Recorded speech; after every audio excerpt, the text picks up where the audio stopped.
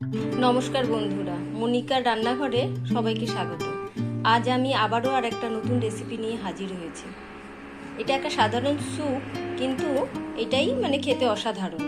আমি একটু অন্য পদ্ধতিতে একটু দেখাবো। একটা গোটা পেঁয়াজ বড় সাইজের মাঝারি মাপের কুচিয়ে নিয়েছি। 5 থেকে 6টা বড় দানা সাইজের রসুনের কোয়া নিয়েছি ও সামান্য একটু আদা নিয়েছি। এইটা মিক্সিতে আমি পেস্টিং করে নেব।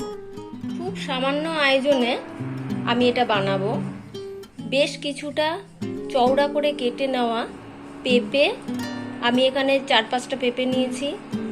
বড় মুখো করে মধ্যিখানে পিস করে আলু নিয়েছি 2টো।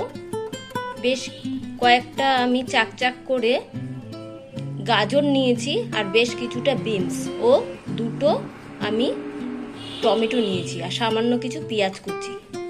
আর মশলা বলতে এখানে গোলমরিচের গুঁড়ো, কয়েকটা গোলমরিচের দানা, 2টো তেজপাতা, 3টে এলাচ, আর বেটে রাখা সামান্য 2 চামচের মতো আমি মাপ নিয়েছি আদা রসুন পেস্ট। রান্নাটা করতে আমার 1 চামচ সাদা তেল লাগবে ও সামান্য কিছুটা বাটার। কড়াইতে আমি 1 চামচ তেল দিয়ে দিলাম। এটা বড় মুখের চামচ। এবার এলাচ, গোলমরিচ ও তেজপাতাটা আমি দিয়ে দেব।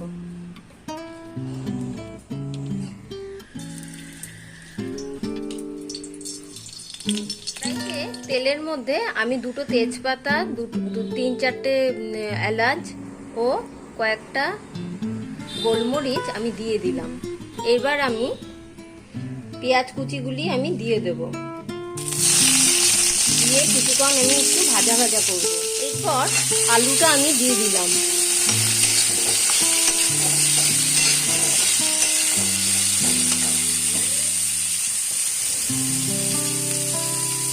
তারপর আমি পেঁপেটা দিয়ে দিচ্ছি।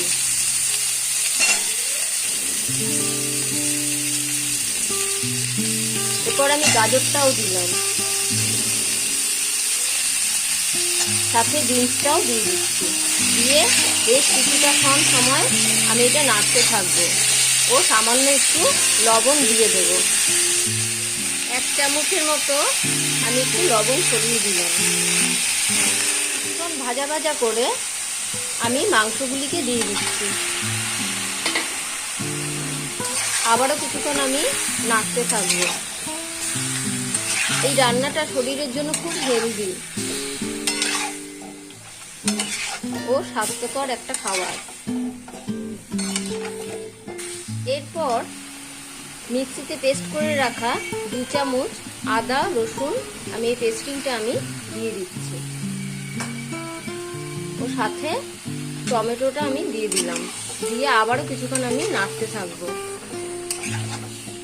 এই রান্নাটাতে কোনো হলুদ ব্যবহার হবে না।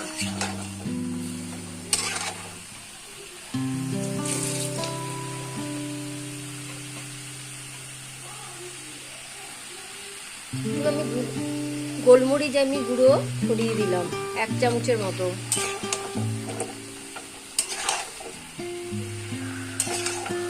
আমি এখানে কোনো কাঁচা লঙ্কা ইউজ করিনি। এইবার আমি কিছুক্ষণ আমি এটা ঢেকে রেখে দেব।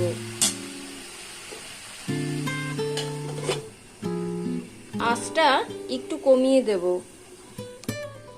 ঢাকা তুলে আবারও আমি একটু নেড়ে নেব।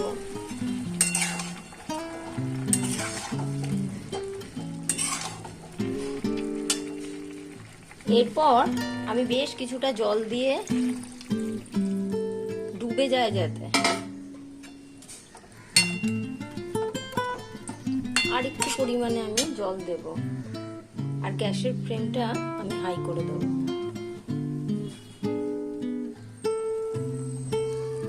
যেই ফুটতে শুরু করবে আমি আবার ঢেকে দেব, আর গ্যাসের ফ্লেমটা আমি কম করে দেব। যতক্ষণ আলু ও পেঁপেটা ভালো মতো সেদ্ধ না হচ্ছে আমি স্টিম করে রেখে দেব। আমি এটা সার্ভ করে দিচ্ছি। ভিডিওটি ভালো লাগলে লাইক কমেন্ট শেয়ার করতে ভুলবেন না। ওহো, সাবস্ক্রাইব করতে ভুলবেন না কিন্তু। আপনারাও এটা ট্রাই করে দেখতে পারেন, খুব ভালো লাগবে।